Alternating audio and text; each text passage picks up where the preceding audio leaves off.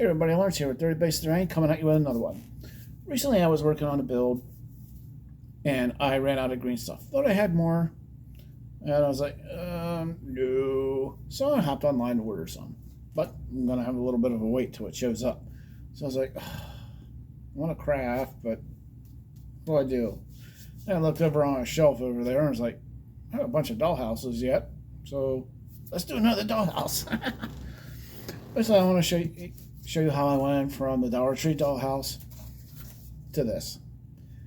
It's slightly different, a little bit taller than the previous ones, but it's still relatively easy and simple. It requires some hot wire cutting tools like a Proxxon, but all in all, not that difficult to do. So I want to walk you through how I went from a cheap $2.25 Dollar Tree dollhouses to this. But before we do, I want to give a big shout out and thank you to my patrons. Your guys' monthly help is so much appreciated, and I can't really tell you how much I can't thank you enough. Dungeon Matron, Corel, Me Geek, and Sykes, I thank you. Thank you very much. All right, let's get to it. I'm just quickly cutting off the little tabs on the back of these dollhouses. They're there that you can actually hold these together. For like doll play or whatnot. Now I just want to start removing these windows and the doors. I'm going to try and save the tabs though. Why, I don't know. I just am. These windows aren't going to match for what I want, and I'm going to be covering a lot of space up, so I'm popping them out and then saving them for later. Now, certain areas I'm not going to be covering up, like this part right here. So I just want to sand it just to rough it up a little bit so the paint will hold on better.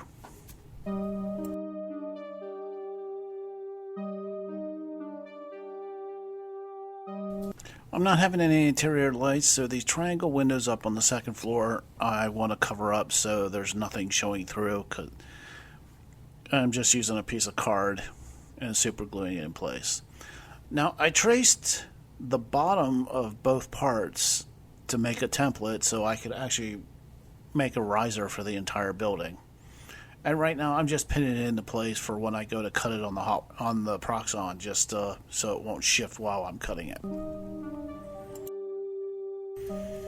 I'd already cut the riser out using the template, and I cut it out on 1 inch thick foam, thinking, yeah, that's how I want to go. But when I put it up against the building, it was just too thick, so I decided to cut it in half to only have a 1/2 inch rise to the building itself. And with that, I'm relatively happy. So now it's just a quick hot glue on. Yeah, I'm using black hot glue. I just do that so you can actually see what I'm doing. But quick, snap it on, adjust it quick before it actually cools off, and boom, I have my 1/2 inch riser on the building. Now, I want to actually have the building look like it's sitting on a cobblestone base, so I'm going to be cutting out some strips from this thin, I think it was maybe like a 32nd of an inch thick foam that I cut.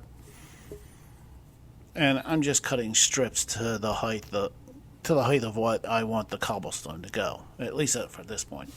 And I'm using this 3D printed texture roller that I got off of Temu just to emboss some cobblestone pattern in, as you can see. Now I want to start making the substructure for the chimney that's going to be on this building, because they're fantasy buildings and they don't exactly have electric heat, so a chimney is needed.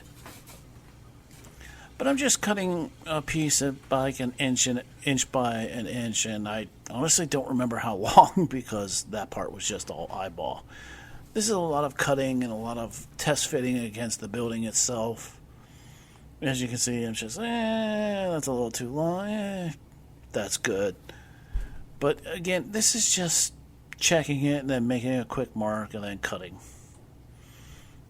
I always do a lot of test fitting while making something like this. That way you get a decent idea of what you're looking at. And I thought, this is too thick. I need to make this thinner because I'm going to be adding a bunch of bricks to this. And that'll add even more thickness to it. So while the substructure looked good, if I wasn't going to be adding bricks to it, I needed to account for that extra space when the bricks did go on. So I cut it in half, and that seemed to work out. But now I've also got to cut out some side pieces where the actual fireplace is going to be. It's like, yep, that works, but I wanted to cut them at an angle for when I start building the bricks up. Though it doesn't look like that at the end, really, almost, but at that moment I wanted to cut these at an angle.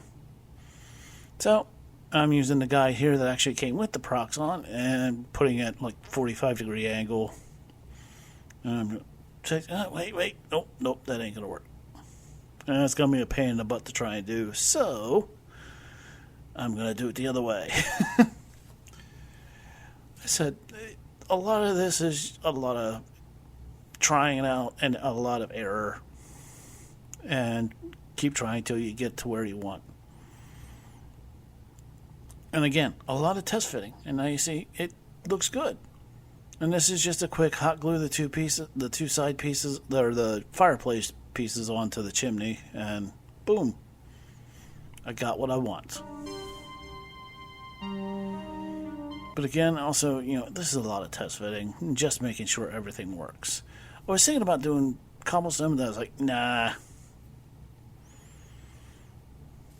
And then, of course, I hot glued it on. But right now, I'm actually just cutting out some, basically cereal box card. But actually, these came out from some cat food boxes. And just cutting a bunch of pieces up so I can actually cover all the areas up that I want covered up. Which is pretty much everything on the outside.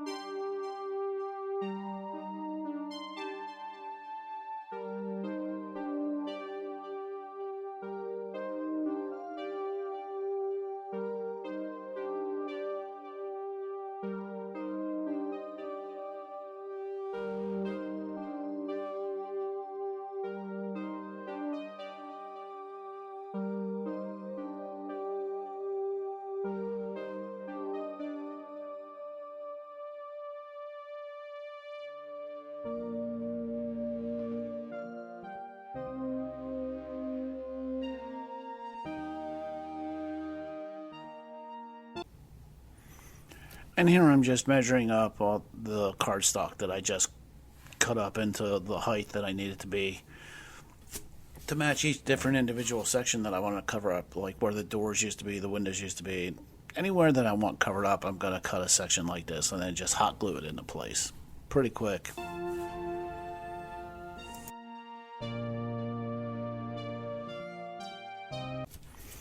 And here I'm actually adding timber that I've pre-prepared from previous builds. When I do a build, I just cut a bunch of extra to use later on, which is what all this timber is coming from. Just glued in place, boom, trim it, and keep going. Add as much timber as I think I need until I'm happy with how it looks.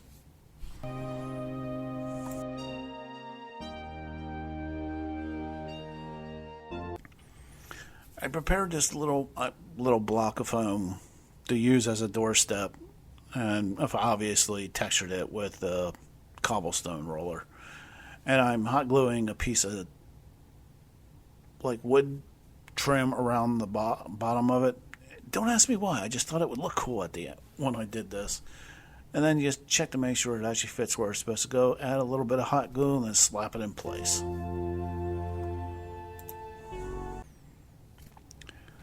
Now I've got a miniature here in my hand just so I can because I'm making the door and I want to make sure that, a mini could walk through a door if I actually had the doors open.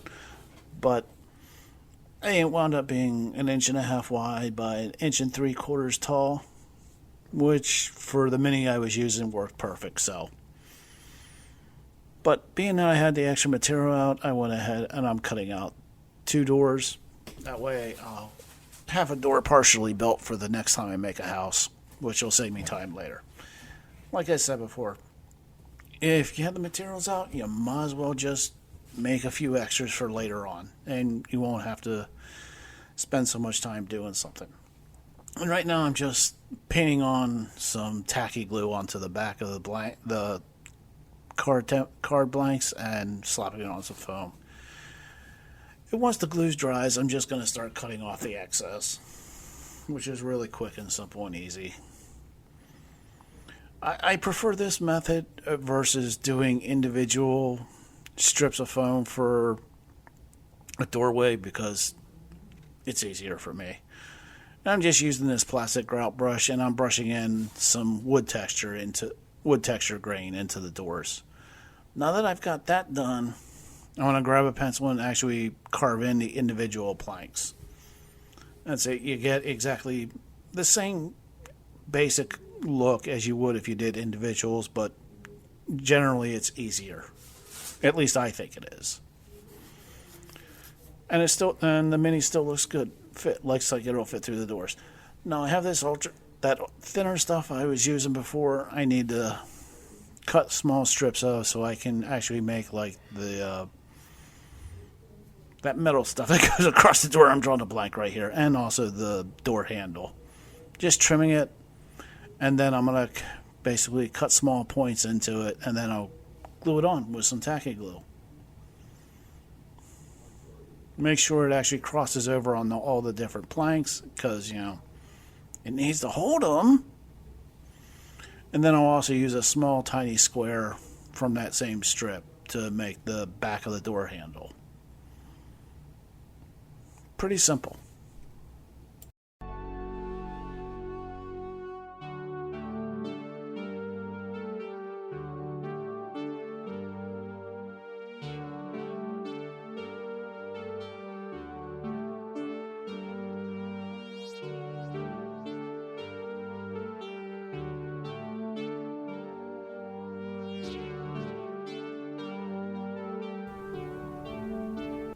And now I'll just use some PVA and then paint it onto the back of the door and then slap it into place where I want it to go.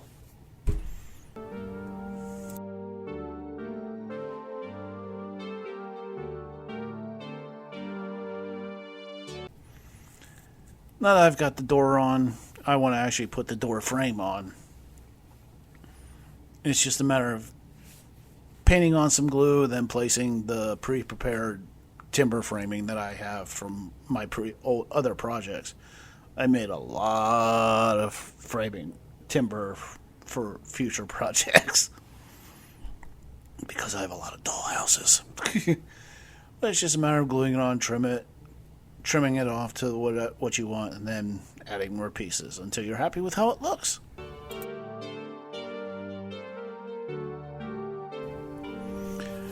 Now I want to make 2 windows for the first floor, and I'm using these blades from a folding fan that was Dungeon Matron had sent me because I like the pattern they have, and I think it looks cool for a window, like the ironwork in a window. So it's just a matter of trimming it to a point where I'm happy with the size, and then it'll work good for a window. Now that I've got that all cut to size, I'm going to start adding the window frame to it. Again, it's the same as the doorway, the door frame. I'm just adding small pieces of timber that I'd already pre-prepared and gluing it in place and adding it until it's ready to go.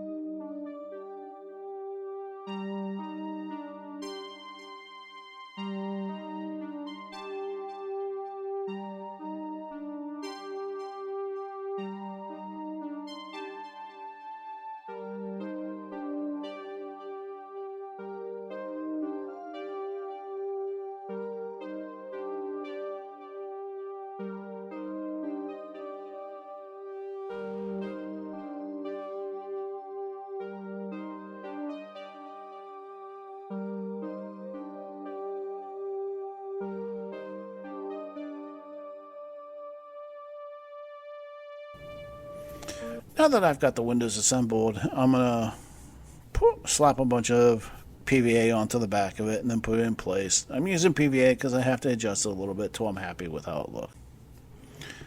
Now it's time to start adding bricks. I already have a boatload of bricks made. That's just what I do when I have a bunch of extra scrap foam I need to use up quick. I make a bunch of bricks. But I want to put, at the very least, it's a good idea to put the very first row on with hot glue, because that way you'll have a strong support for when you have to add the additional rows.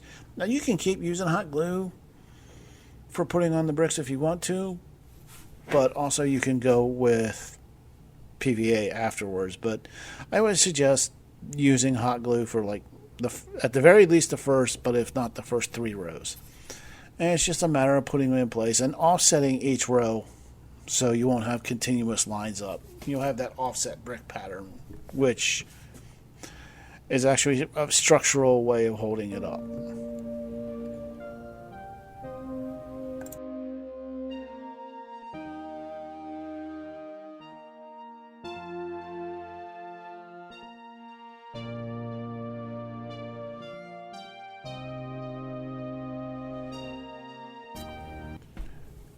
And now I'm just hot gluing a piece of foam or timber onto this area to cover up some of the different oddball things that I just really didn't like. So I wanted to have a wood look to it. So, yeah, hey, that's what I did. Now it's time to start shingling. I have I have a bunch of shingles from previous builds. And these shingles I actually cut up using a shingle jig from Dungeons by Hand. It's just a matter of putting it through the shingle, and then putting a chunk through a shingle, and then slicing off thin slices. And of course, I'm using hot glue here, and just adding row after row. And each row you want to offset from the previous row, so again, so you don't have a single drawn out line. You want to have that offset shingle look to it. But again, it's just a matter of hot glue, put a row on. Hot glue, put a row on. Hot glue, put a row on. Hot glue, put a row on. Again, making sure you offset each subsequent row. Not that hard. Now, once you get enough rows on, you're going to want to trim it off just so you don't have all this goofy stuff hanging off the edge there. And then you can actually, for this, I used some of the offcuts to do the last couple rows, which made it pretty simple. But the process is still the same. Offset, hot glue, offset, put a row on. Hot glue, offset, put a row on. Again, shingling can be monotonous, but it's not difficult. Even if you're doing individual shingles, it's still really not that hard. Maybe a little more monotonous, but shingling a project is not that difficult. Just put a decent video on, listen to it, and then work away. Now I have all this really thin planking that I made on the previous Dollhouse build. Have I mentioned it's good to cut extras when you make stuff so you can use it later? Well, I'm just using it to cover up seams, and I also like the planking that I made from the previous build because I cut it thin enough that I can actually bend it in a curve. So they're like on the corners and edges here, I can curve it so I can just slap it on and cover up the seams where all the shingles meet at the angles there.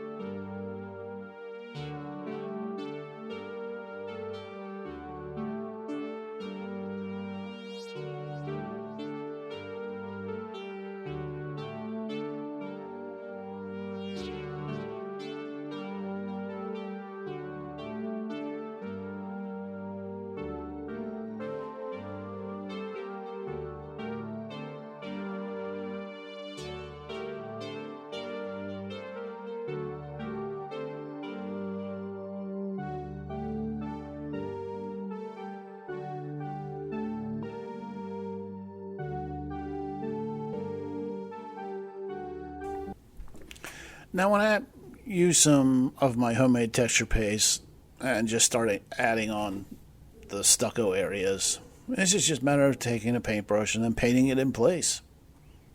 And it looks like stucco.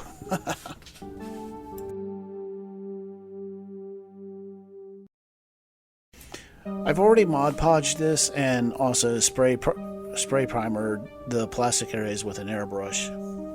You didn't really need to see that, did you? But I want to start adding some color here. For the roof tiles, I decided to go with purple. Because I'm trying to use different colors just to get out of my comfort zone. So, purple. So I'm going with a dark purple as a base coat on all the shingles.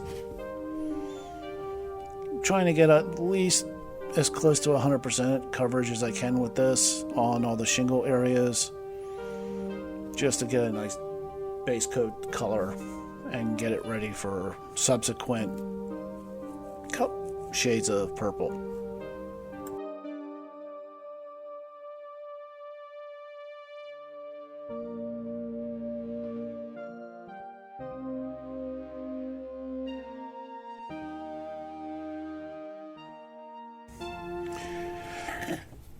While I'm waiting for the purple to dry, I'm going to start painting burnt umber on all the timber areas, wood.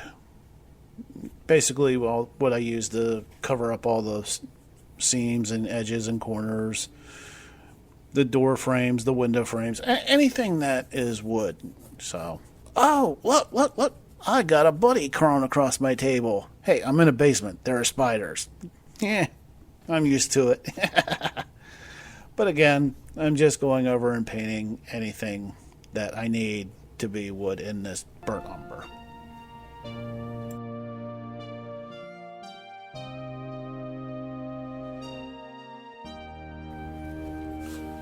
Well, now that I got all the timber areas done or painted, I'm going to start working on all the stone areas, the cobblestone, the chimney, the little doorstep there. I'm going to give it a base coat of a dark blue-gray, which is my standard go-to color for stone as a base coat.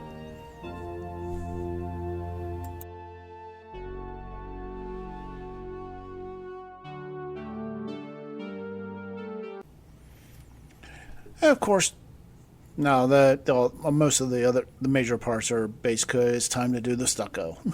And for this, I'm base coating with a light mocha. Sometimes I go with a khaki, but this time I went with a light mocha.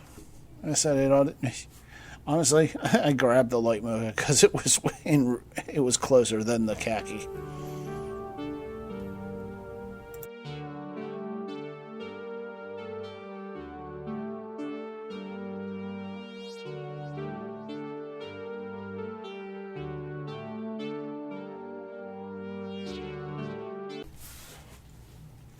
Of course, now I want to paint some of the individual bricks and some of the individual cobblestone pieces different colors than just solid gray, just so it's not kind of for more like I always do for some more visual interest, just so it's not one big gray blah.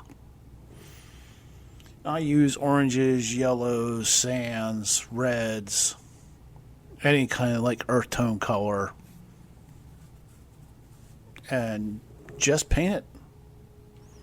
Paint them solid, and if it's a little streaky, it's no big deal, because I know my orange paint was like a really cheap generic brand and was kind of streaky, but in the long run, by the end point, it didn't matter.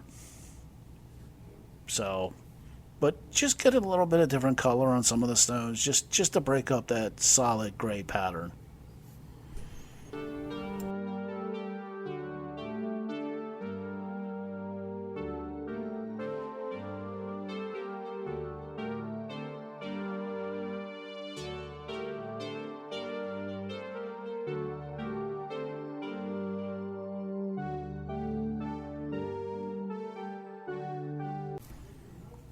I've already done a lot of the mid-tone coloring with the shingles and all the timber work, but right now I'm doing the mid-tone with all the stone work, which is basically like 75 to 85% coverage, just leaving the deepest recesses alone. This is just a quick overbrush. And as you can see, it's toning down those bright colors from the individual bricks and stones that I had painted. Like I said, this is a mid-tone color. I go with the triad method: dark, mid, light. Base color, mid-tone, and then a dry brush highlight. But I'm just showing you the mid-tone on the grays right here. And again, as you can see, it is toning down those bright colors from the individual ones. Now, you'll still be able to see those different color stones, but it just won't be so garish, and it will still give the piece a very nice visual interest overall.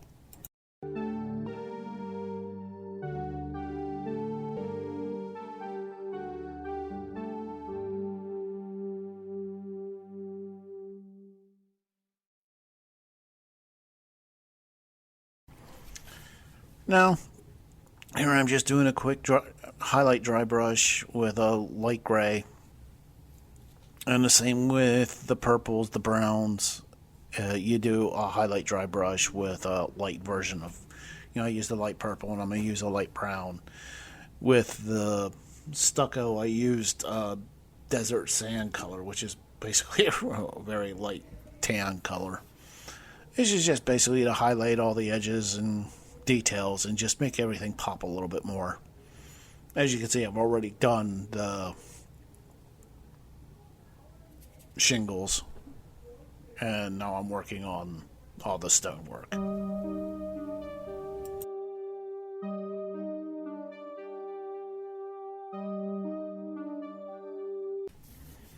No, I forgot to record me adding a wash to this whole. I basically covered the whole thing in a wash, and you can see in certain parts that it's been washed.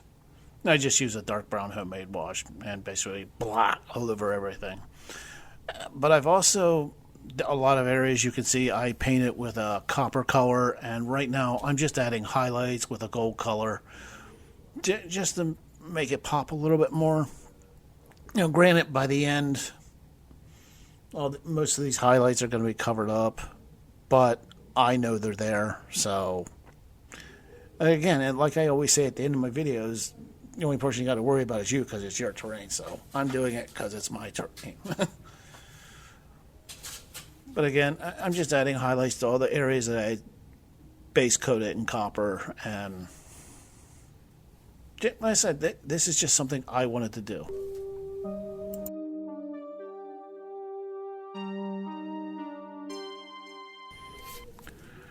Now I'm doing a final highlight dry brush on all the different areas. A light purple on the purple areas, a light brown on the timber areas, a light gray on all the stonework. Just doing this to make it all pop again after the wash had dulled it and dirtied it up.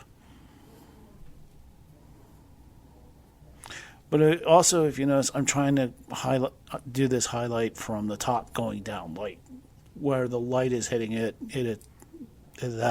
that'll pick up all the different edges and areas that need a little bit of extra shine.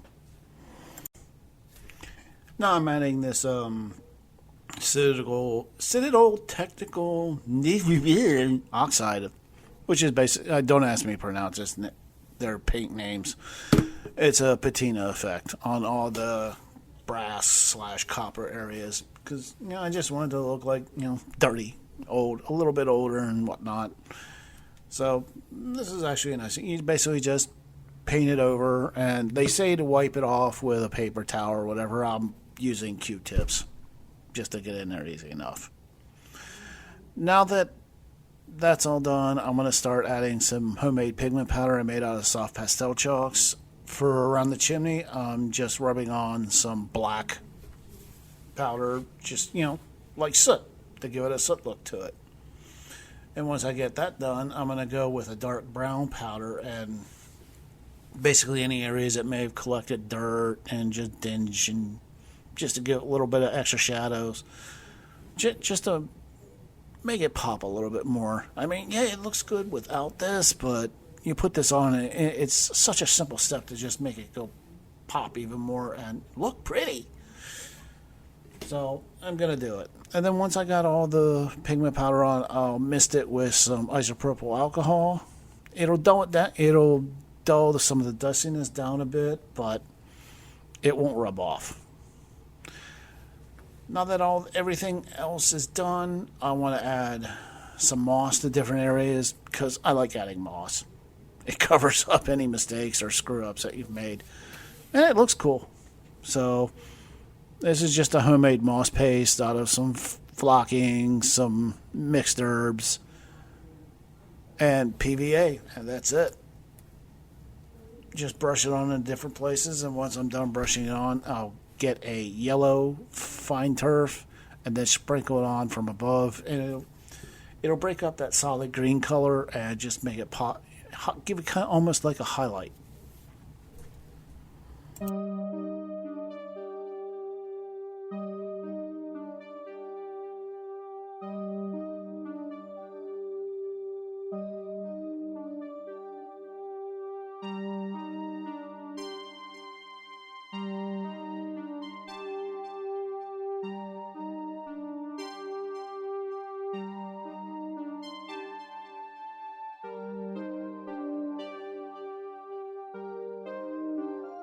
Everybody, if you made it this far, it means you watched the end. And as always, I can't thank you enough. I really appreciate it. If you like the video, hit thumbs up. If you want to see more, click subscribe. I'm always crafting and always having the camera turned on. If you want to leave a comment down below, leave a comment. Or if you want to get a hold of me directly, come to the Discord. I'll leave a link down in the description for that. I would love to see what you got if any of you do like a Dollar Tree Dollhouse conversion or any of your builds. Come to my Discord, post pics. I would love to see it. But as always, guys, I can't thank you enough for watching all this, and I really appreciate it. But also remember, when you're making your terrain, the only person you got to worry about is you, because it's your terrain.